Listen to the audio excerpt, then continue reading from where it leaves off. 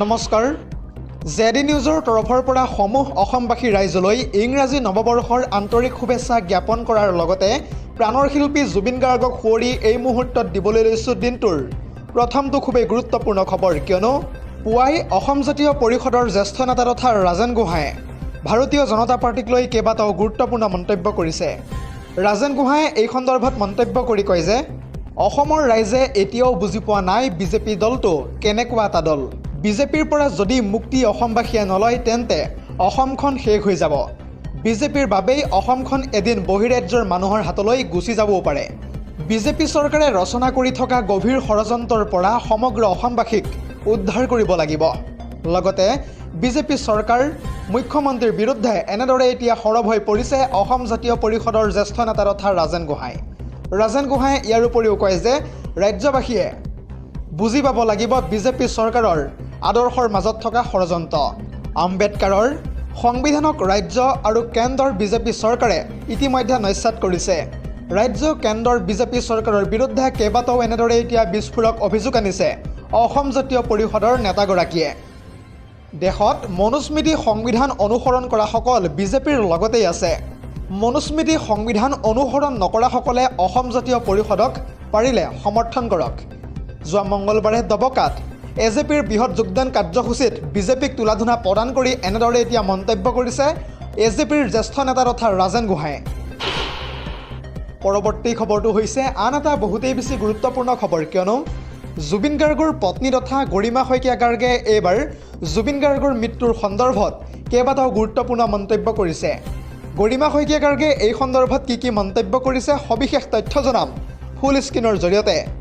পুনৰ জনাইছোঁ, জুবিন গাৰ্গৰ ঘটনাৰ লগত জড়িত আচল মাষ্টাৰ মাইণ্ড কোন, আৰু এই ঘটনাটোৰ সন্দৰ্ভত পত্নী গৰিমা শইকীয়া গাৰ্গে ইতিমধ্যে আনিছে 6টাকৈ বিশেষ তথ্য।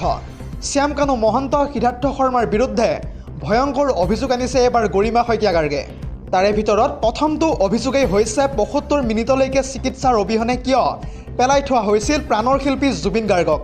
লগতে চিজাৰ থকা মানুহ এজনক নিচাগ্ৰস্ত অৱস্থাত লাইফ জেকেট নোহোৱাকৈ সাগৰত সাঁতুৰিবলৈ উচতনি দিয়াটো যিহেতু এক অপৰাধৰ যোগ্য।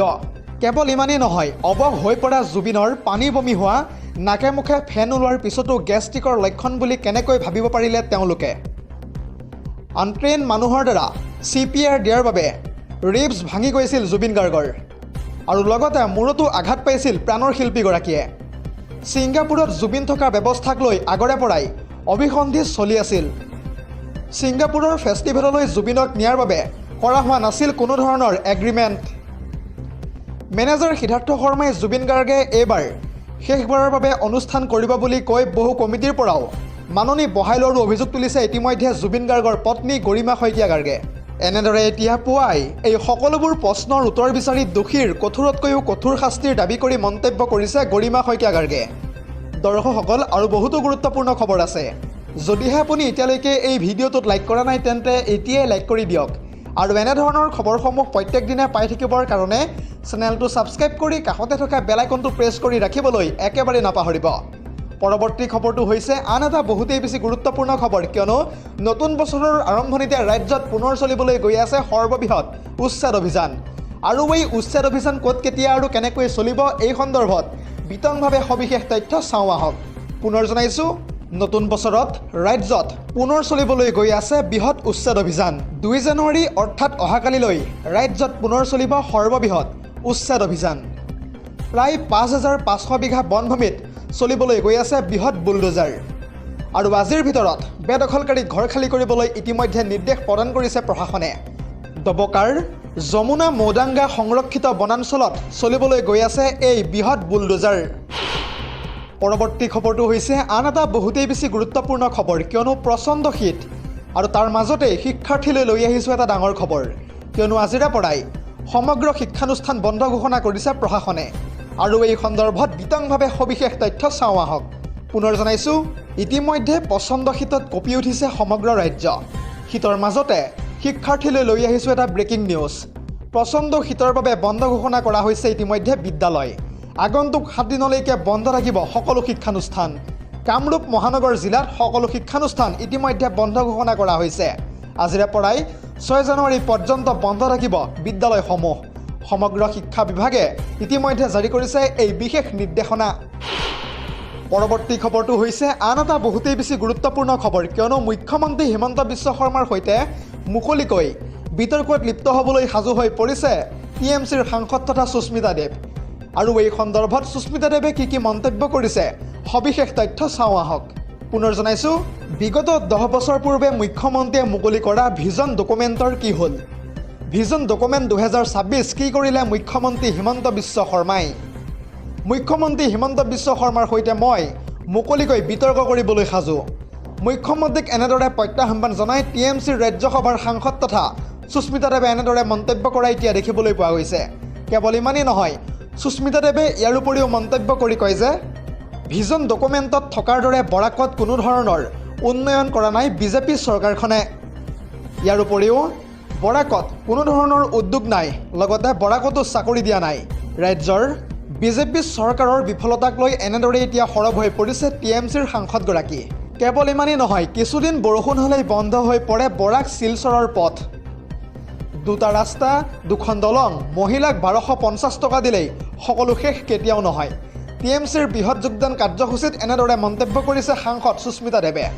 এনেদৰে সাংসদগৰাকীয়ে মন্তব্য কৰাৰ পাছতে অৱসৰপ্ৰাপ্ত ACS বিষয়াসহ প্ৰায় 400 লোকে যোগদান কৰিছে একেলগে TMCত। বৰাকৰ কেইবাটাও সমষ্টিত TMCয়ে প্ৰাৰ্থী দিয়াৰ কথা ইতিমধ্যে ঘোষণা কৰিছে সাংসদগৰাকীয়ে। যোৱা মঙলবাৰে কাটিগড়াৰ কুচিয়াকুলত অনুষ্ঠিত হয় TMCৰ এই বৃহৎ যোগদান সভাখন। পৰৱৰ্তী খবৰটো হৈছে আন এটা বহুতেই বেছি গুৰুত্বপূৰ্ণ খবৰ, কিয়নো পুৱাই মুখ্যমন্ত্ৰী ডক্টৰ হিমন্ত বিশ্ব শৰ্মাক তীব্ৰভাৱে কটাক্ষ কৰিছে আমছুৰ নৱনিৰ্বাচিত সভাপতি তথা ইমতিয়াজ হুছেইনে। ইমতিয়াজ হুছেইনে এই সন্দৰ্ভত কি মন্তব্য কৰিছে সবিশেষ তথ্য চাওঁ আহক। পুনৰ জনাইছোঁ, মুখ্যমন্ত্ৰীক হুংকাৰ প্ৰদান কৰিছে এইবাৰ আমছুৰ নৱনিৰ্বাচিত সভাপতি তথা ইমতিয়াজ হুছেইনে। আমছুৱে এতিয়া আৰু মনে মনে কেতিয়াও বহি নাথাকে। নতুন বছৰত সংবিধানৰ গণ্ডিত থাকি কথা কওক হিমন্ত বিশ্ব শৰ্মাই। স্বৈৰাচাৰী শাসনৰ বিৰুদ্ধে ৰাজপথত শক্তি দেখুৱাব এইবাৰ যিহেতু আমছুৱে। ব্ৰহ্মপুত্ৰত দলিয়াই পেলাই দিয়ক বিজেপি চৰকাৰখনক। ARDFকো আমি ধৰ্মনিৰপেক্ষ বুলি নকওঁ, এনেদৰে এতিয়া তীব্ৰভাৱে কটাক্ষ কৰিছে ইমতিয়াজ হুছেইনে। আৰু এতিয়াৰে পৰা আমছুৱে সদায় অৰাজনৈতিক চৰিত্ৰ বৰ্তাই ৰাখিব। ধৰ্মনিৰপেক্ষতাৰ নামত কেৱল সংখ্যালঘুৰ ভোট লৈছে কংগ্ৰেছে। মুছলমান লজ্জিত আৰু বঞ্চিত হোৱাৰ মূলতে আছে কংগ্ৰেছ দল। মুখ্যমন্ত্ৰী হুংকাৰ প্ৰদান কৰিছে এনেদৰে এতিয়া আমছুৰ নৱনিৰ্বাচিত সভাপতি তথা ইমতিয়াজ হুছেইনে। পৰৱৰ্তী খবৰটো হৈছে আন এটা বহুতেই বেছি গুৰুত্বপূৰ্ণ খবৰ, কিয়নো জধে মধে এইবাৰ উচ্ছেদ চলাই বিপদত পৰিছে নেতৃত্বাধীন চৰকাৰ। যোগী আদিত্যনাথৰ চৰকাৰৰ অবৈধ বুলডোজাৰ একশ্যনৰ বিৰুদ্ধে হাইকোৰ্টৰ এক গুৰুত্বপূৰ্ণ ৰায়দান। ইতিমধ্যে উত্তৰ প্ৰদেশৰ চৰকাৰৰ ওপৰত 20 লাখ টকা পৰ্যন্ত জৰিমনা বিহিছে হাইকোৰ্টে। এলাহাবাদ হাইকোৰ্টৰ লক্ষ্ণৌ বিচাৰপীঠে প্ৰদান কৰিছে এই কঠোৰ নিৰ্দেশনা। মালিকানাধীন ব্যক্তিগত সম্পত্তি হস্তক্ষেপ আৰু অবৈধ বুলডোজাৰ একশ্যনৰ বাবে যোগী চৰকাৰলৈ এই জৰিমনা বিহিছে ইতিমধ্যে হাইকোৰ্টে। জানিব পৰা মতে উত্তৰ প্ৰদেশৰ ৰায়বেৰেলী জিলাৰ সাবিত্ৰী সোণকৰৰ সম্পত্তিত বুলডোজাৰ চলাইছিল যোগী আদিত্যনাথৰ চৰকাৰে। আৰু তাৰ পাছতেই বিগত 24 মাৰ্চত সাবিত্ৰী সোণকৰৰ সম্পত্তিত নিৰ্মাণৰ কাম বন্ধ কৰাই দিছিল চৰকাৰে। কেৱল ইমানেই নহয়, অঞ্চলটোৰ SDMে কোনো শুনানি অবিহনে ভূমিপট্টাৰ পৰা আঁতৰাই দিছিল সাবিত্ৰীৰ নাম। নিৰ্মাণৰ কাম বন্ধ কৰাই গাঁওসভাক গতাই দিছিল সাবিত্ৰী সোণকৰৰ সকলো সম্পত্তি। আৰু তাৰ পাছতেই উত্তৰ প্ৰদেশৰ চৰকাৰৰ ওপৰত 20 লাখ টকা পৰ্যন্ত জৰিমনা বিহিছে হাইকোৰ্টে। News desk report, ZD news.